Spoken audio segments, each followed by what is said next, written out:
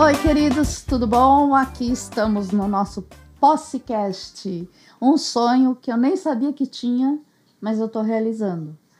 É para a gente falar de arte, cultura, entretenimento e principalmente de humor. Né? As coisas estão pesadas demais por aí para a gente não se divertir um pouco. E é isso. Estamos aqui no estúdio 21, em Carapicuíba, na Fazendinha. Um lugar muito agradável, muito legal, que recebe a gente com muito carinho.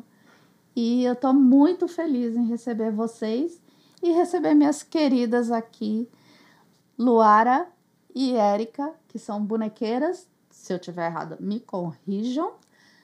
E vamos para o nosso segundo episódio de Possecast, o podcast da Mila Posse. Muito obrigada, Mila, por ter nos convidado. É uma delícia poder estar aqui, conversar, contar um pouco daquelas coisas que a gente faz com bonecos, com circo, com teatro, com infâncias, com terceira idade, com família. É muita atividade que a gente desenvolve em arte e cultura. E este ano, especialmente 2025, este ano que entra, logo mais, porque o Natal tá aí, né? Minha gente, este ano passou voando. Chegando o final de ano e a gente já está pensando em 2025.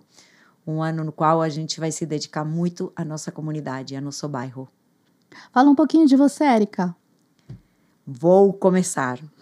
Como eu sou uma pessoa que tem 57 anos, então tenho muita história para contar. Mas minha história começou em casa. Eu sou filha de Perla Stoppel. Minha mamãe tinha um estúdio de expressão corporal. Então, a minha atividade com arte começou muito cedinho, na sala de casa mesmo. Minha mãe punha música para começar a preparar as aulas logo de manhã e eu gostava de dançar com ela. Era esse o modo que a gente se comunicava, muito por meio da improvisação, do jogo, da cantoria em casa, das caminhadas. Minha mãe era uma pessoa muito, muito alegre. E eu comecei fazendo expressão corporal com ela, no estúdio da Maria Fuchs, uma grande educadora da dança criativa argentina, que viveu quase 100 anos. E ela trabalhava na dança criativa com crianças surdas. E no momento em que a inclusão ainda não era moeda corrente como é hoje, os anos 70 foram anos muito libertários e muito importantes do ponto de desenvolvimento humano, sabia? Todo o movimento das linhas que chamamos linhas somáticas, que entendem o corpo soma, um corpo que não está escindido, não está dividido da mente, onde nós somos seres integrados. Essas correntes começaram nos anos 70 e eu sou fruto da educação que se deu nesses anos. Anos de muita libertação, né? Também, embora eu vivi período de ditadura na minha infância, mas eram precisamente, a ditadura não vem à toa, né? Vem precisamente como uma resposta, né, ao Maio 68, a um movimento de mudança mundial. Uhum. E a América Latina foi muito forte. Você é argentina. Você está no Brasil desde quando? Desde 1992. Ah, tá. Luara!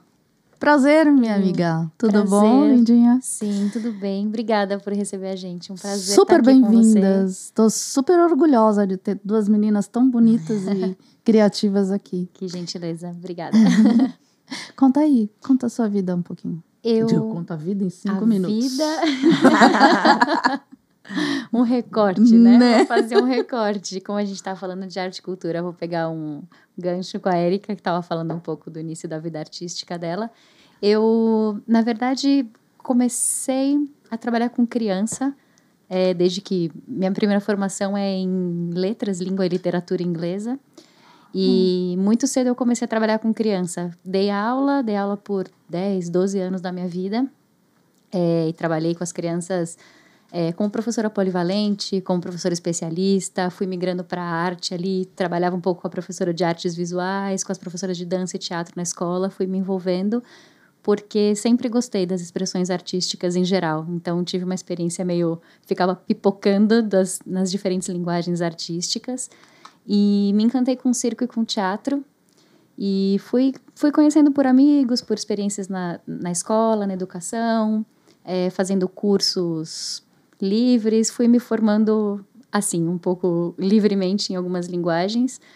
Transitei um pouquinho na dança, teatro de bonecos, comecei a trabalhar profissionalmente com teatro de bonecos, com a companhia Pia Fraus, e trabalhei um pouquinho com eles, aprendi muito de boneco lá, muito.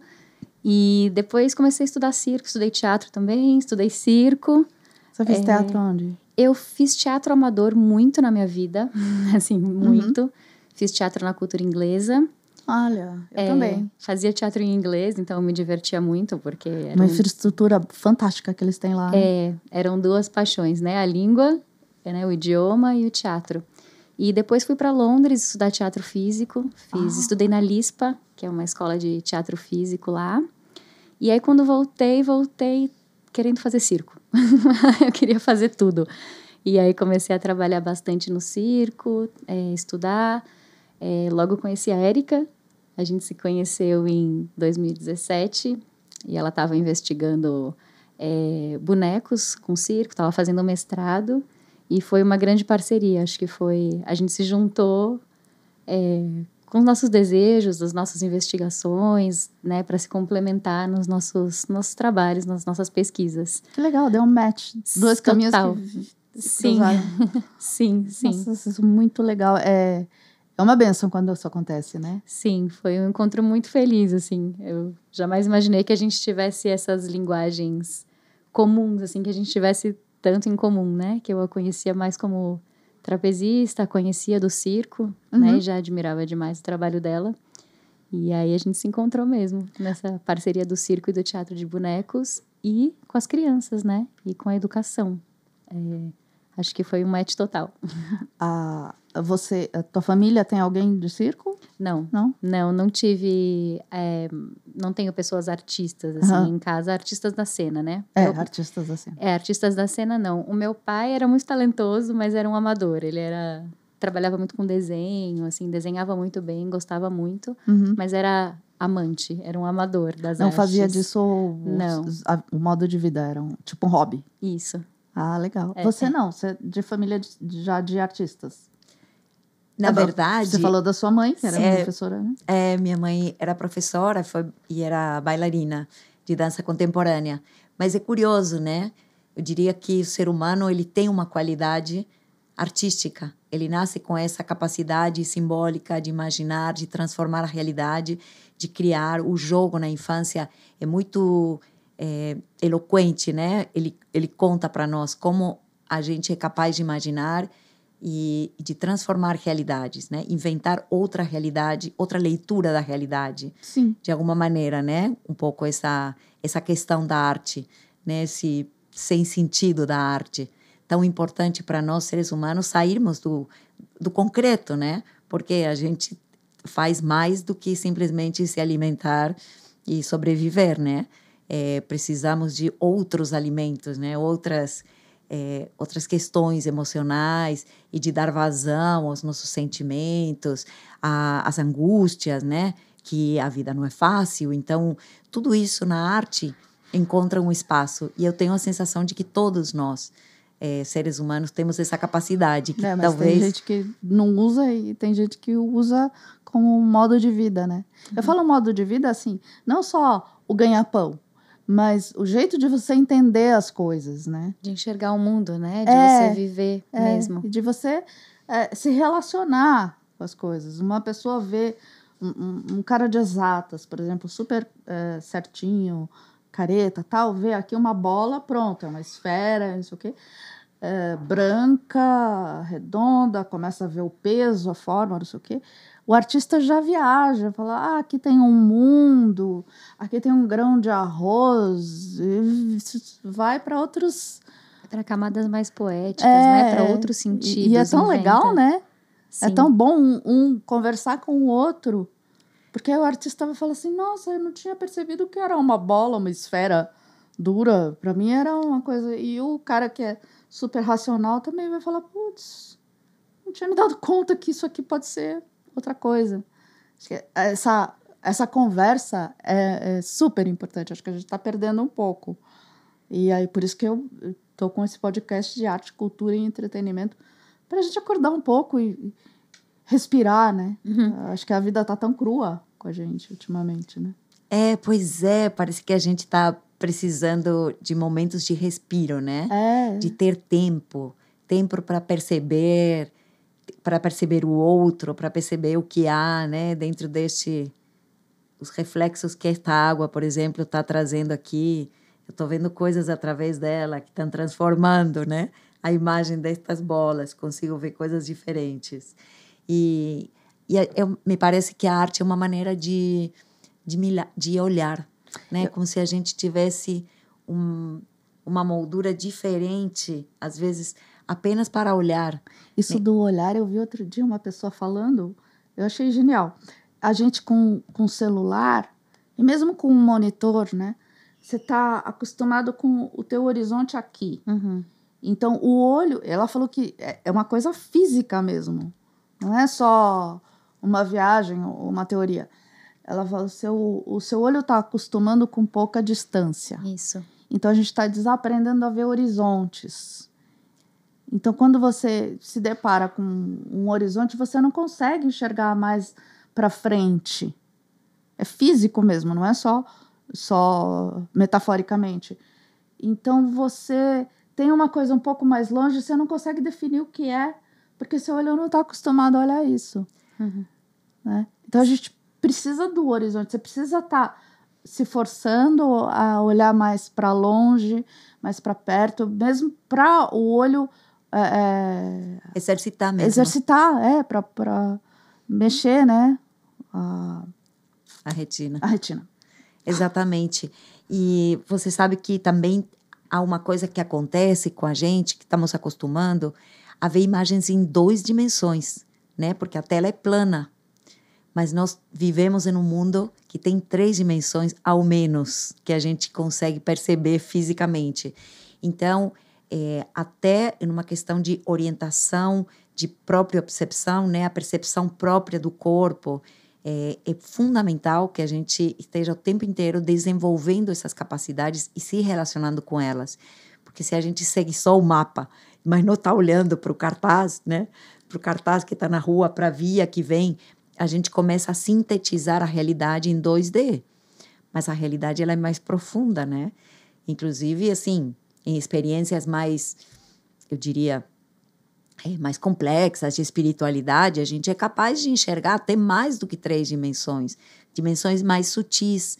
E a arte também nos leva, numa conexão mais profunda, a encontrar outras dimensões no outro, dimensões mais espirituais, escutar o pré-movimento do outro, por exemplo. Luara e eu trabalhamos juntas. Bastante. Bastante. Trabalhamos fazendo acrobacia, números de equilíbrios físicos, equilíbrios com objetos, equilíbrios com pratos que a gente faz, malabarismos. Tudo isso exige... Manipulação em dupla. A gente faz manipulação de boneca em dupla, né? Uma boneca para 2. Tem que coordenar, né? Tem que estar em sintonia. Tem que escutar muito. Tem que escutar o outro. Imaginar o que vem acontecer. Quase que entrar dentro do imaginário do outro para estar muito afinado. Então, esse trabalho de percepção, de perceber o outro, perceber o mundo, perceber o público, perceber a Mila que está aqui falando com a gente, se é interessante isso que eu estou te contando, se você acha que é divertido, tudo isso é muito importante, porque nós dialogamos com os outros, né? Não adianta ter um discurso artístico que ele não chega. Estamos dialogando com eles. Se as crianças não estão interessadas no que a gente está fazendo, a gente vai ter que mudar. E a gente tem que perceber, né? Total. Fale um pouquinho. Diga um pouquinho as suas percepções a respeito. Não, eu concordo. Acrescentar. Não, eu concordo. Eu tava olhando, tava concordando com tudo isso. Acho que não tenho muito mais para acrescentar sobre essa percepção, mas é isso. Acho que um grande aprendizado nosso mesmo. A gente está sempre aprendendo, né? A gente trabalha muito juntas, a gente ensaia muito, a gente passa muitas horas por dia juntas, criando, inventando, treinando. E acho que é um dos grandes aprendizados mesmo, é se perceber. Eu acho que Não, é isso. É perceber o tempo do outro, é perceber, é escutar, é estar aberto para escuta, né? Acho que o nosso trabalho também, o que a gente leva para as crianças, o que a gente tem proposto para as crianças e para as famílias, né? Com o tipo de trabalho que a gente faz, especialmente na manipulação de bonecos, nas peças de teatro, é isso, é que as pessoas estejam ali, presentes, percebendo o entorno, sabe? Com uma qualidade de presença, uma qualidade de presença mesmo, para perceber essas camadas mais profundas, sabe? E você tá vendo o resultado legal? O que você tá percebendo dessa rotina? Vocês trabalham há quanto tempo juntas? Desde 2017. Ai, sim! Desculpa, gente, ó, cabeça. Desde 2017. E você já viu a diferença nessa resposta de 2017 para cá? Com o público ou entre a gente? Com o público. Não. A resposta. Sim, o público dá um retorno pra gente muito, muito bonito de que o trabalho tem uma delicadeza e que tem muitas camadas, né? Assim, que ele é tanto para as crianças que vão assistir, tem uma camada mais ingênua para as crianças, tem a brincadeira, tem a Rosa, que é uma personagem com a qual a gente trabalha, né? Que brinca de circo, que faz o que a gente faz e o que a gente não faz no circo, porque ela é uma boneca, afinal de contas. Então, tem essa parte para as crianças, que é mais inocente, que é a camada que elas conseguem captar do que a gente quer dizer, né? Do cotidiano delas e tal. Mas tem um aprofundamento dos adultos que vão com as crianças e eles percebem camadas mais profundas das experiências, sabe? Das experiências humanas, das metáforas, do trabalho que a gente leva. Então, às vezes os adultos vêm pra gente, assim, com lágrimas nos olhos e falam, eu fui na minha infância, eu lembrei disso ou daquilo, isso me trouxe uma lembrança assim, o assado. Então, pra gente é muito gratificante conseguir chegar nesses lugares com o trabalho. E que idade que as crianças... que vocês não trabalham... Vocês trabalham especificamente para criança e os adultos vão de carona? Ou é um trabalho, assim, que é feito para qualquer pessoa? E qual a idade das crianças? Qual a faixa etária, assim, que começa já a descobrir e brincar? Então, a Companhia das Rosas nasceu com a ideia de levar o sonho de voar para as crianças a partir do trapézio, sim, da ideia do trapézio. Nasceu com isso, com a ideia de levar o sonho de voar para que a criança pudesse se identificar com essa ideia. E eu sou trapezista, a Luara também é trapezista.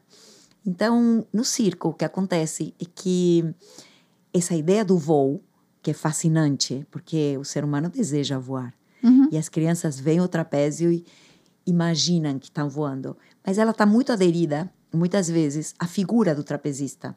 Então, o trapezista também passa uma ideia de, quase que de sobre-humano, né? O super-homem. Essa mulher que voa, ela é sobre-humana. Eu tinha muito essa sensação, me apresentando no circo, e ao sair do circo, e as pessoas me olharem como se eu fosse um ser inatingível. E eu precisamente queria desmontar essa ideia de sobre-humano e pensar que nosso sonho de voo está no balanço da praça, né? E levar essa poética para a identificação direta com as crianças. Então, a primeira Rosa, que é uma boneca grande, que ela tem 1,40 m de altura. Mais ela alta que eu, gente. Eu tenho 1,10 m. Que legal! Ela tem 1,40 m. Ela nasceu como uma boneca que ainda tinha só tronco e depois ela foi ganhando o corpo inteiro. A gente habita ela, né, para ela ganhar vida. Então, a gente faz parte ela toma partes do nosso corpo. No começo, ela usava nossas pernas. Hoje, ela tem pernas próprias. Vocês manipulam ela em dupla? Sim, ou sozinha. Ela tem várias maneiras de ser manipuladas. Tem uma técnica assim, ela é japonesa? O bunraku. Isso, bunraku. O bunraku é um tipo de manipulação direta, que tradicionalmente é uma manipulação a 3. Então, tem as personagens certas, quem dirige a cabeça, quem dirige as mãos, quem dirige os pés. São bonecos muito articulados, né? É um ator especializado em cabeça, outro especializado em pés, outro especializado em tronco. Geralmente, tem uma... não sei se eu posso dizer uma hierarquia, mas a pessoa que é mais experiente no boneco faz a cabeça. Então, quando você começa manipulando o boneco, um burraco, por exemplo, você começa pelos pés. Você faz os pés, depois você sobe. Então, geralmente, quem faz a cabeça é a pessoa que já é mais experiente no boneco. Que lindo! É muito lindo.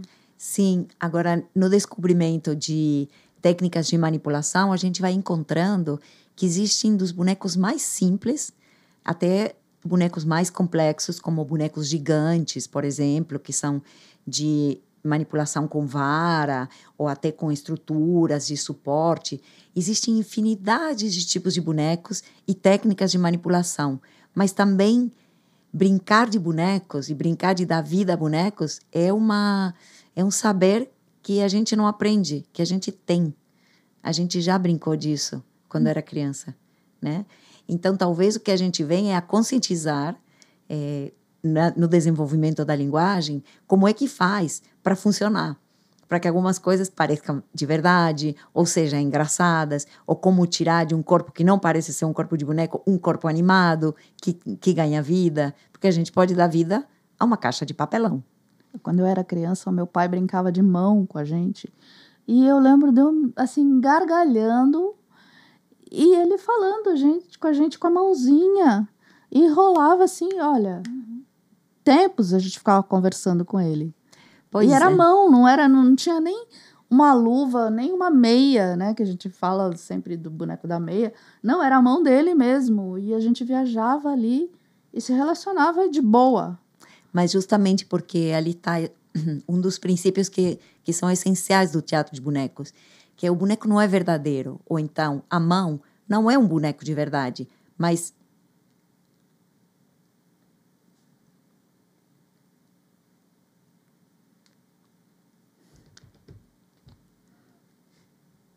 é a gente que delícia isso. É a gente que vai querer completar o que falta nesse corpo para dar vida a ele. E é isso que é essencial no teatro de bonecos.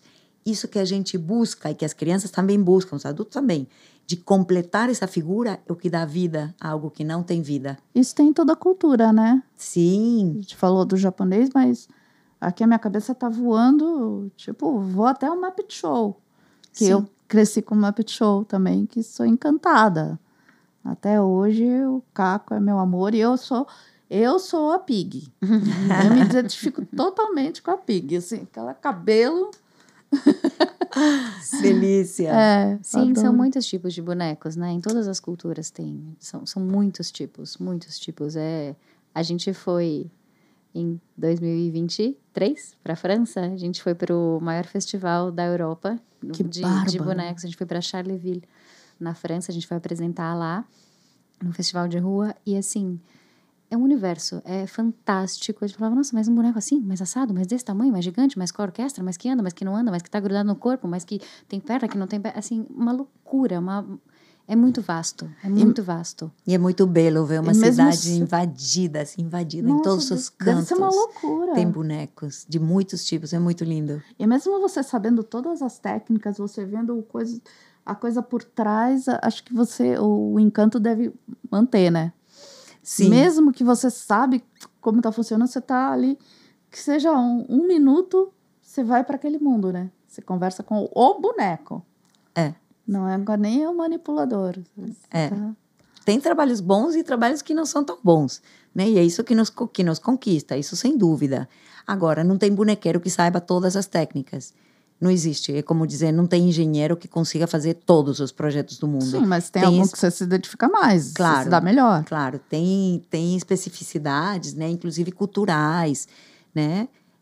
Sei lá, vamos no Nordeste e a gente vai ver cabeção, por exemplo, que é super típico, né? Mamulengo. Enfim, suas culturas vão desenvolvendo também de acordo com seus estilos, com tradições que vão se passando, né, oralmente, em geral. Eu encontro muita similaridade entre o circo e o teatro de bonecos dentro das artes populares, porque é uma arte que depende muito do artesanato, dessa especificidade, né? Cada boneco ele se move de um jeito, Cada trapézio é de um jeito e não são todos iguais. Cada aparelho é um, e de alguma maneira os bonecos são aparelhos.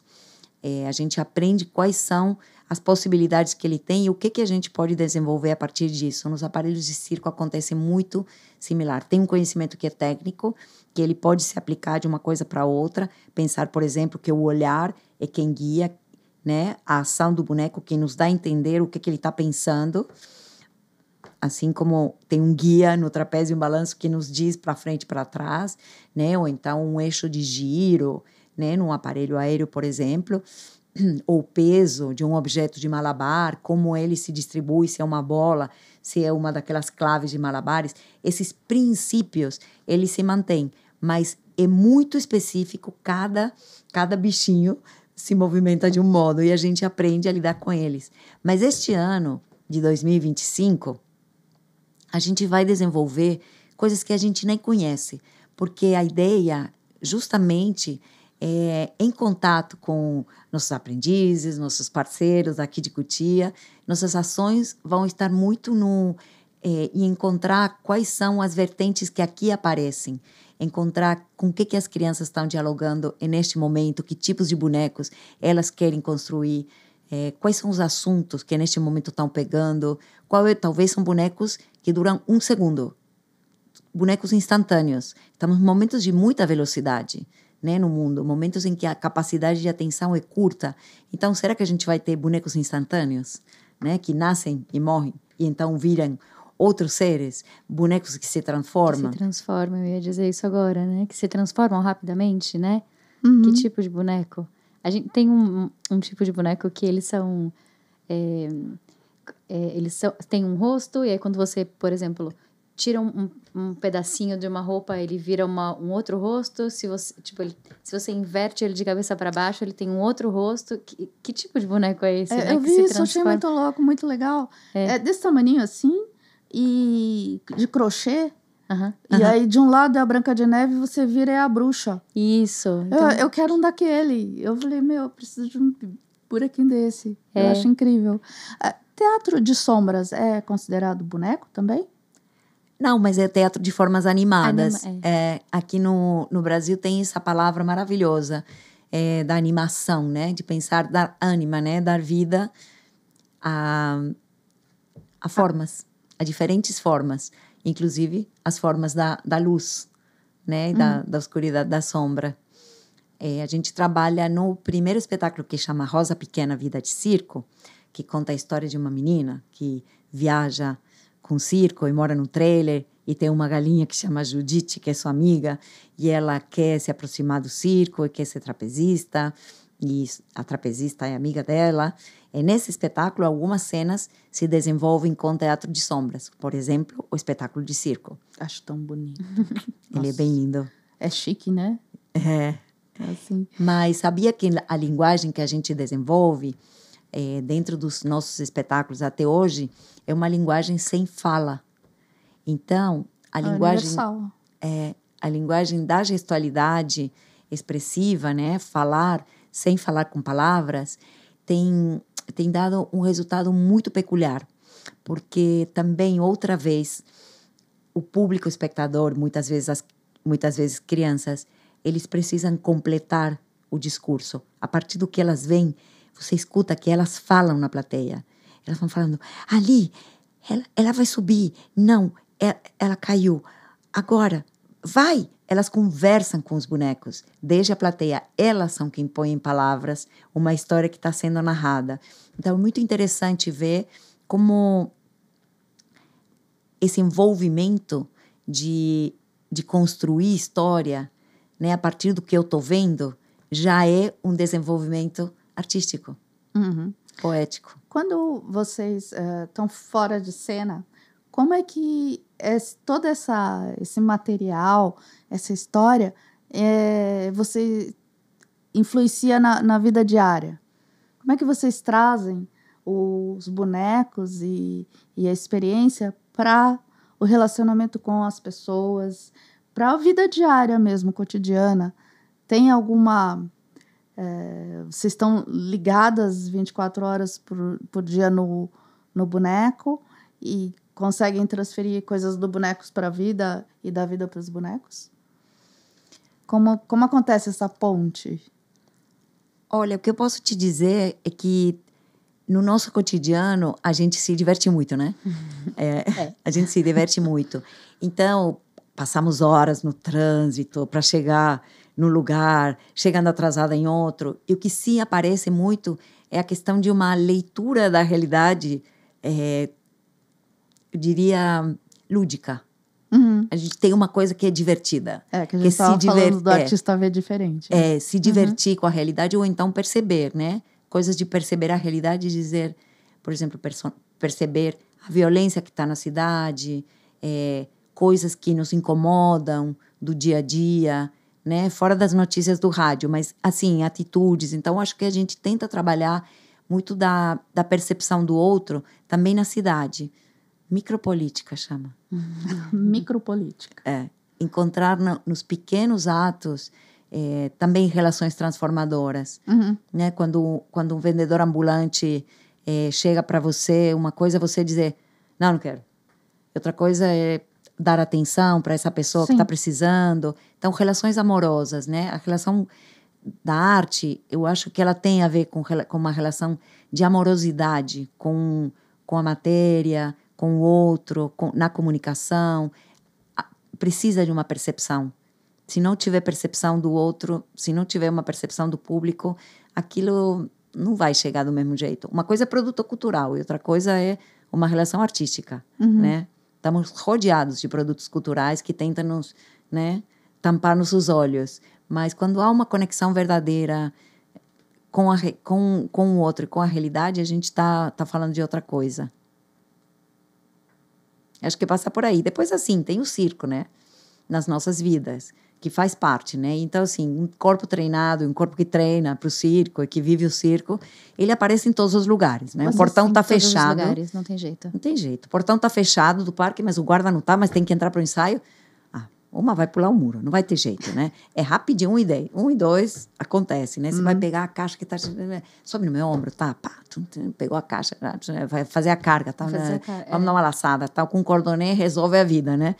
Que legal. Tá equilibrada, tá no apoio, caiu um negócio, ele tá ensaiando, caiu... Segura aqui meu pé, faz um contrapeso, e aí a gente apoia de um jeito que apoiaria no trapézio e consegue alcançar e pega um objeto. Pra resolver coisa do dia a dia. Tá? Não tem jeito, não tem jeito. Barato. Até o jeito de fazer a câmera carga oculta na tua casa, então vira um espetáculo. Nossa, é muito circense. Eu não acredito que a gente tá nesse equilíbrio pra pegar assim, não tem jeito. A gente tá atravessada por isso.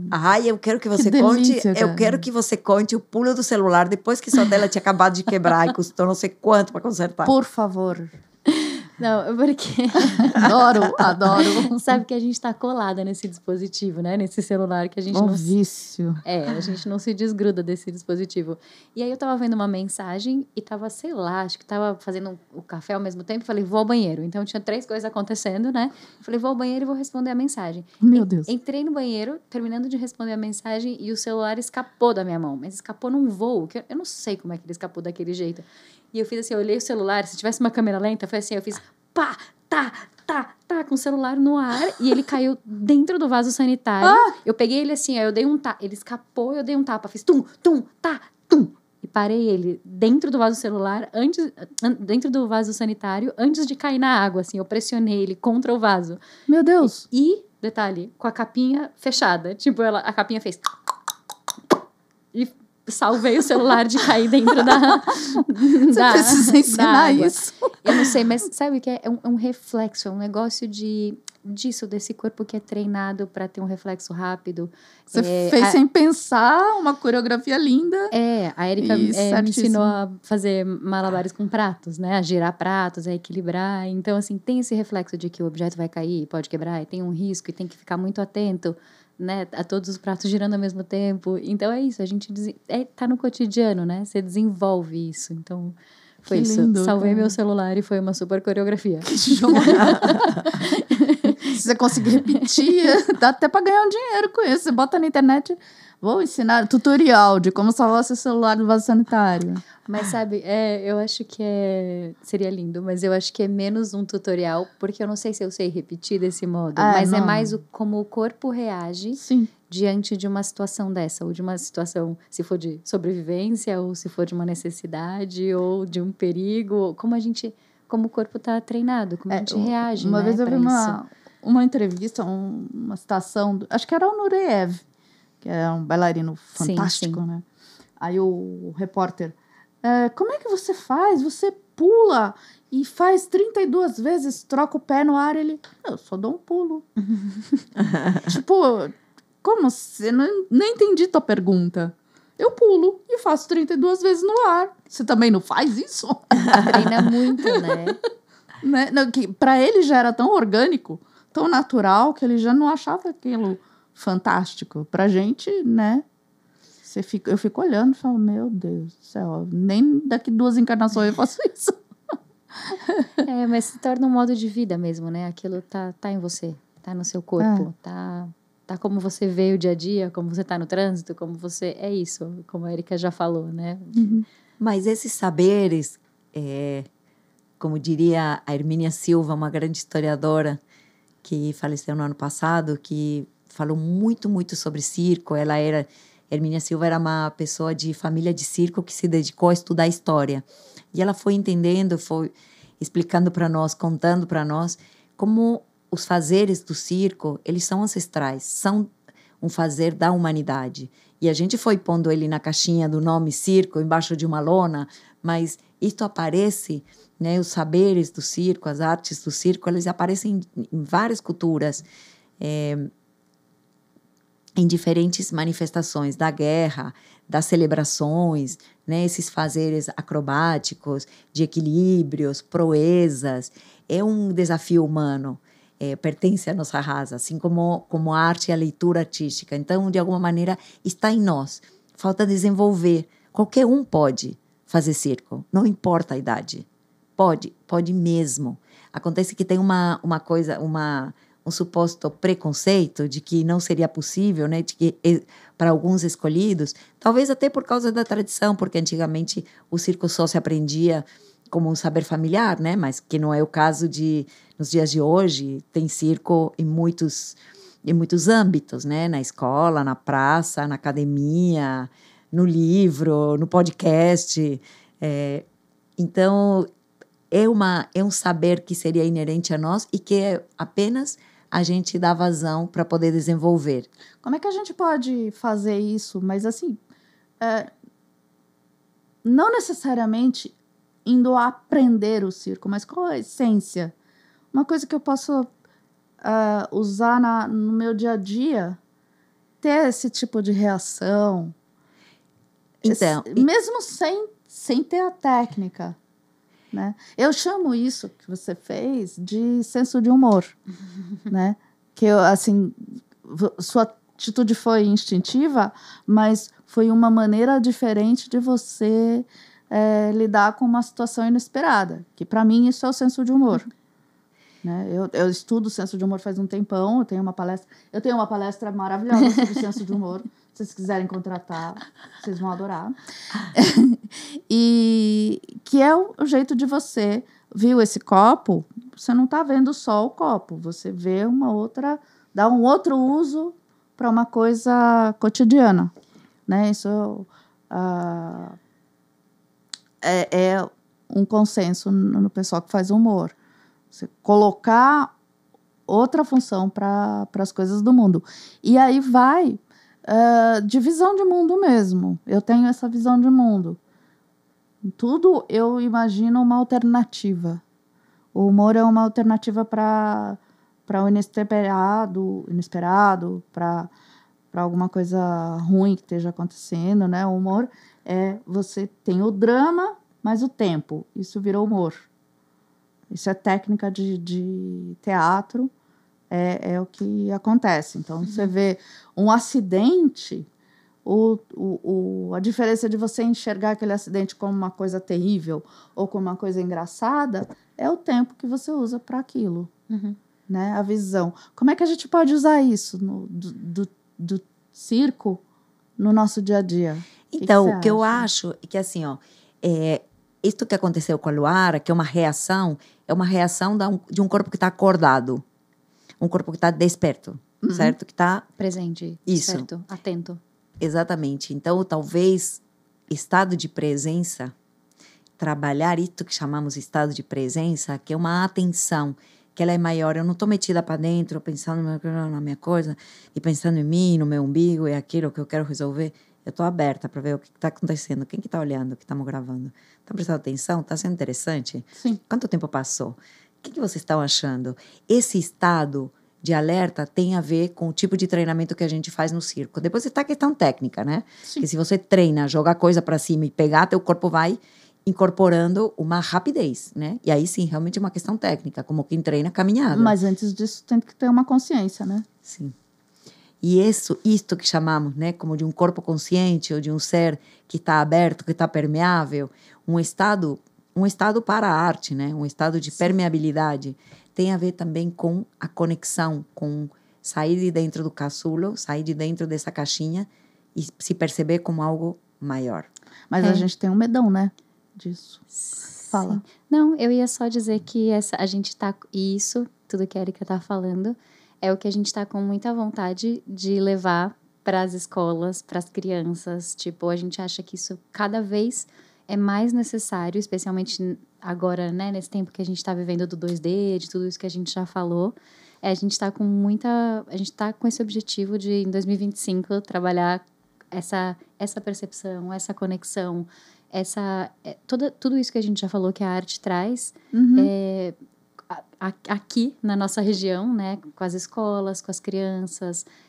A gente também faz algumas parcerias com praças, né, parques, com a Eco... Posso falar? Claro. Ah, tá. Lógico.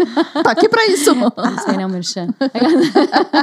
Não, porque como a gente é da artista da região, né, a gente também participou desse processo de pós-pandemia, de voltar para as praças, para as ruas, e agora a gente fez parceria com a Ecofeira, que acontece no Teresa Maia. Que show! E a gente tem um projeto para trabalhar agora em 2025 com oficina, com teatro de boneco, com apresentação de teatro de boneco nesse parque.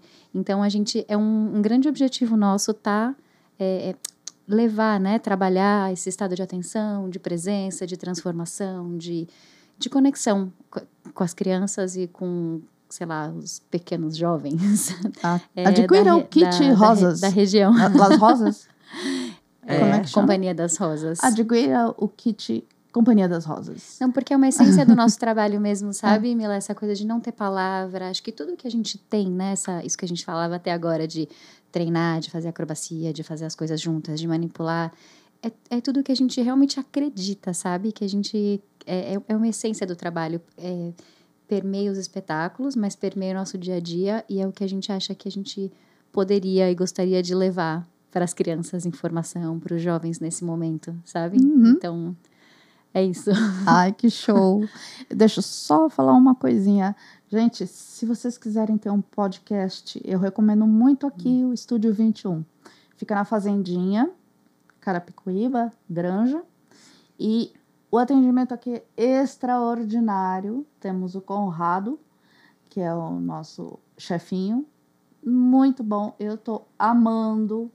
Estou apaixonada, como eu disse, é um sonho que eu nem sabia que eu tinha e que está se tornando realidade. Então, você que é um podcast, vem, conversa aqui com o Conrado, com a equipe toda.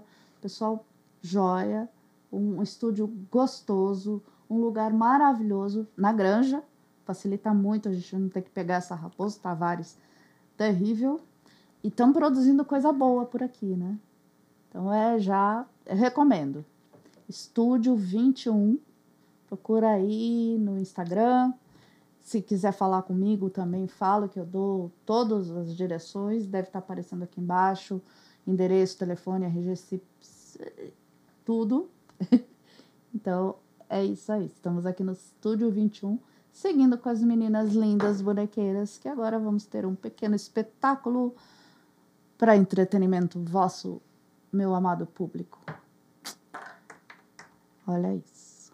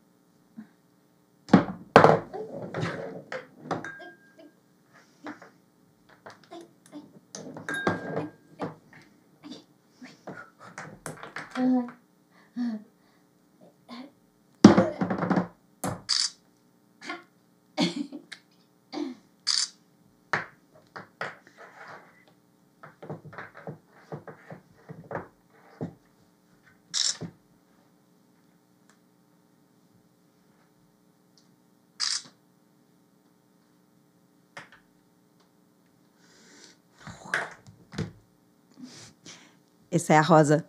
Uma delas. Maravilhosa. Tô emocionada. É incrível, a gente entra mesmo. É um mundo fantástico.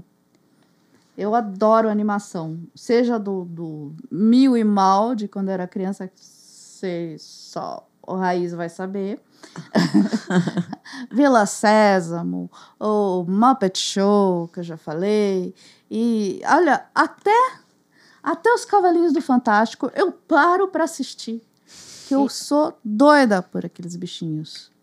Esses eu não conheço. Você não conhece os Cavalinhos do Fantástico? Não. Procura o Kia Lopes. Tá. É muito legal. No final do Fantástico, eles falam de futebol, que eu detesto futebol, acho um saco. Mas eu torço pros cavalinhos. E cada cavalinho é torcedor de um time, então eles discutem, conversam. E no final tem a corrida, que é a classificação, né? Lá de cada time. É muito engraçado, muito legal. Ô, Mila, você já fez circo? Eu fiz um pouquinho, mas eu detonei o meu joelho na cama elástica. E aí deu uma fugida. Mas eu tenho um pouquinho de intimidade assim com o circo. Adoro. Acho maravilhoso. Sempre. Este ano, a gente vai trabalhar também com terceira idade. Você tá me chamando de velha? Não. Eu tô dizendo... Porque eu ia agradecer. Porque outro dia apareceu aqui um fiapo branco aqui. Eu falei pra minha mãe, eu tô com cabelo branco. Ela, que lindo! Falei, também adorei. Sim. A gente se acha mais importante, né? Com cabelo branco. Nossa, eu acho que é um selo de qualidade na pessoa. É isso. Cheguei até aqui, eu sou poderosa. Eu não vou falar palavrão, mas vocês entenderam. Ona, eu tinha umas perguntinhas. Do que vocês se arrependem? É rápido, tá? Uma coisa básica. Não precisa ser nada complicado. Se arrepender? Uhum. Todo mundo para nessa hora. Nossa. Devia dar o espaço para os patrocinadores. Você que é sua marca, enquanto a pessoa... gente, enquanto elas pensam, eu posso fazer um merchan. De alguma vez não ter soltado os cachorros quando realmente a pessoa merecia, né? Nossa. Quando alguém no lugar de pequeno poder quer estragar teu dia. Sobre tudo isso. Fala, Laura. Nossa, Mila, não tô conseguindo. Nada, não? Devo me arrepender de muita coisa, mas agora eu não tô conseguindo me lembrar. Às vezes hoje eu devia ter acordado mais cedo. Me arrependo de não ter obedecido o despertador. Mas tudo deu certo no final. Do que vocês se orgulham?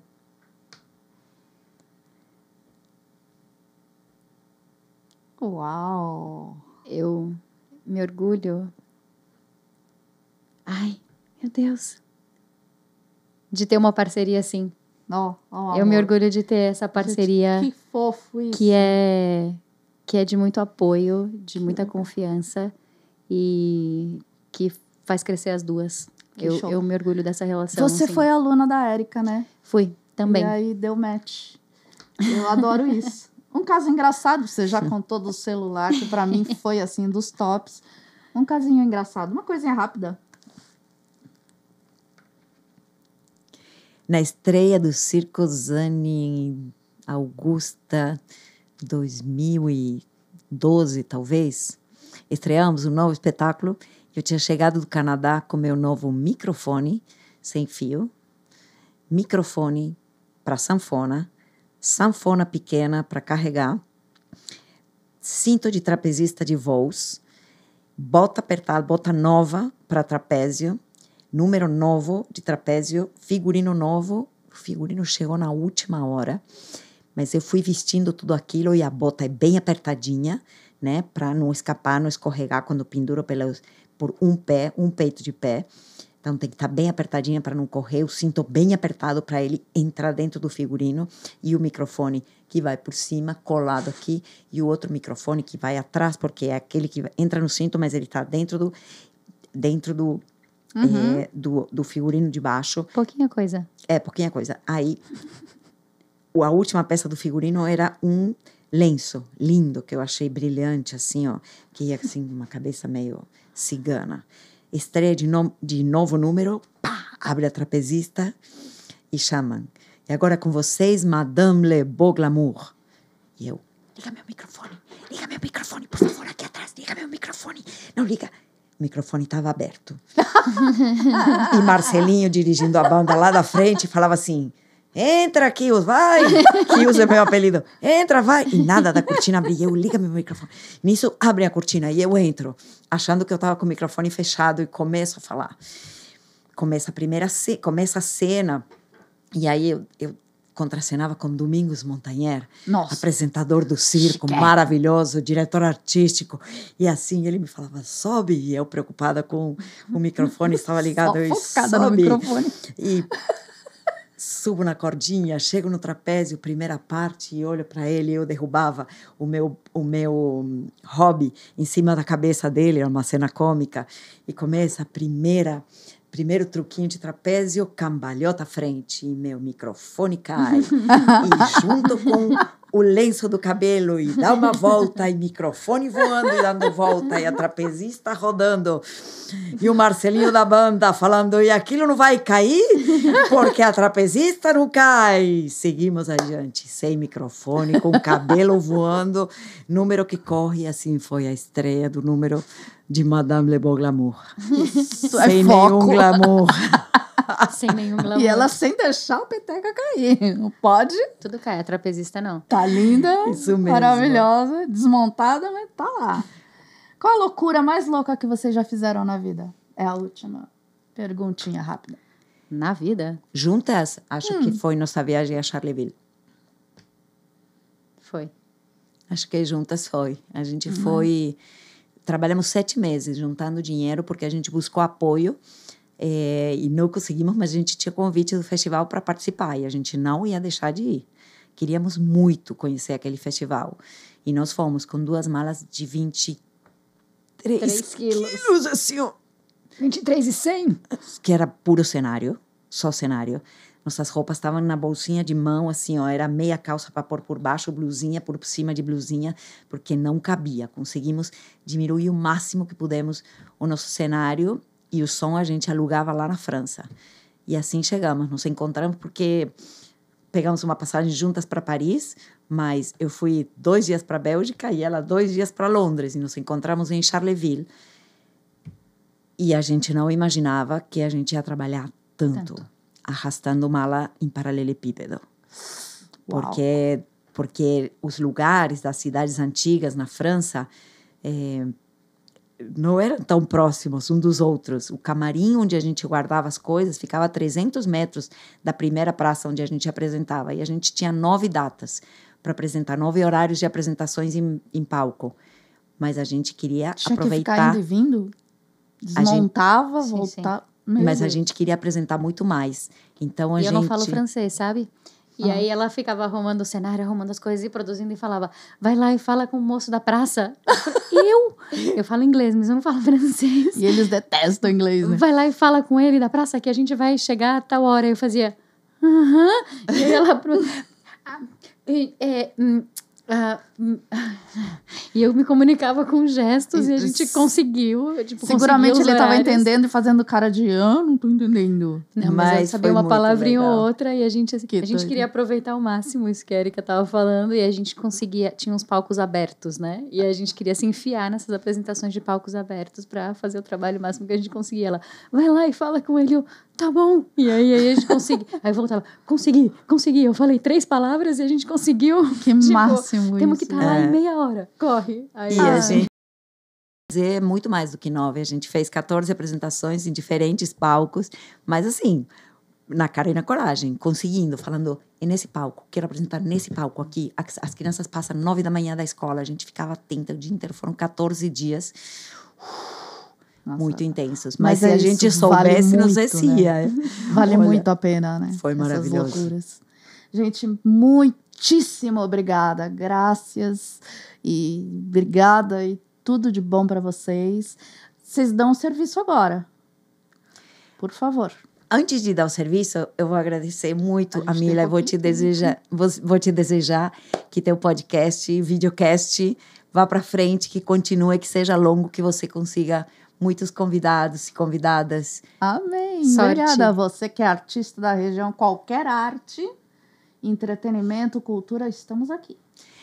No nosso site, tem no nosso contato e também no Instagram. O site é www.companhiadasrosas.com e o Instagram É @Cia das Rosas. E aí lá a gente coloca as informações, as próximas apresentações, Já as vou achar oficinas e tudo mais que tá acontecendo. Duas meninas maravilhosas, lindas, incríveis. Finalizando aqui. Respeitável público, palmas para elas. Muito obrigada. pra ti. Você também.